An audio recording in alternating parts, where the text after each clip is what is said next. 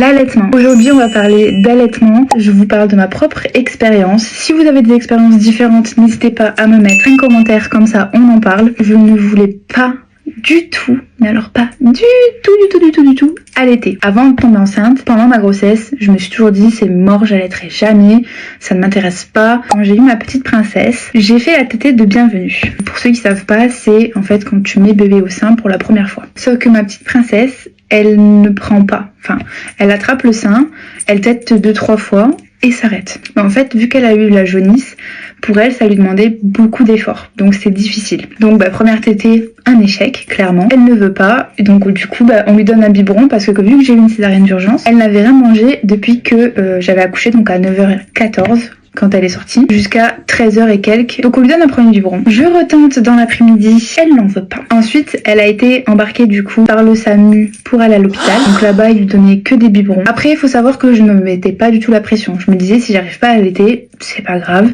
C'est que ça devait se faire comme ça. Surtout les mamans, ne vous mettez pas de pression. Par contre, les sages-femmes, vraiment, elles voulaient que bébé arrive à téter. Donc à chaque fois qu'elle passait, elle me remettait bébé au sein. Mais ça ne marchait pas. Et en plus, vu qu'elle a eu la jaunisse, elle a fait plus de 20 heures de lampe. Elle a eu je ne sais combien de prises de sang sur les 4 premiers jours. Et en fait, pour la calmer, lui donner un biberon. Donc vraiment, la maternité, ça a été biberon.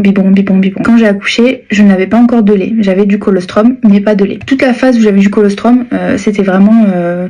mission impossible. Par contre, au moment où j'ai commencé à avoir du lait, déjà je l'ai senti parce que bordel que ça fait mal au sein. Une sage-femme arrive, donc tu sens que la sage-femme elle a de l'expérience, elle est là depuis bien plus longtemps que toutes les sages-femmes que j'avais eues avant. Et elle me dit, est-ce que vous avez des embouts de sein? Et je lui dis oui, c'est vrai que j'en ai acheté, mais j'ai pas pensé en fait à l'utiliser. C'est normal, c'est mon premier bébé, donc voilà, je pense pas forcément à tous ces petits détails. Donc je les sors, on les rince, tout ça, on les met. Et là, pouf, magie, bébé a pris la tétée. Si des mamans parmi vous ont envie d'allaiter et que ça marche pas, essayez les embouts de sein. Moi on l'avait conseillé en fait, c'est pour ça que j'ai acheté avant d'aller à la mater. Là ça va faire bientôt 2 mois du coup que je l'allaite. Elle ne prend la tétée que avec l'embout de sein. Après honnêtement, moi qui ne voulais pas allaiter au démarrage, c'était voilà pour éviter les crevasses, pour éviter d'avoir mal, enfin bref, pour éviter tous les petits désagréments de l'allaitement. Au final je suis contente, je n'ai pas de crevasses, j'ai pas mal.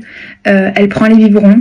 Parce que je sais aussi que les bébés allaités, parfois ils prennent absolument pas les biberons parce qu'ils ont l'habitude du sein. Après voilà, mon projet c'est d'allaiter 6 mois à peu près, jusqu'au moment où elle commencera la diversification alimentaire. Vous êtes des warriors dans tous les cas, que vous donnez le biberon ou que vous allaitez, c'est pareil. N'hésitez pas si vous avez des questions à me les mettre en commentaire. Bisous bisous.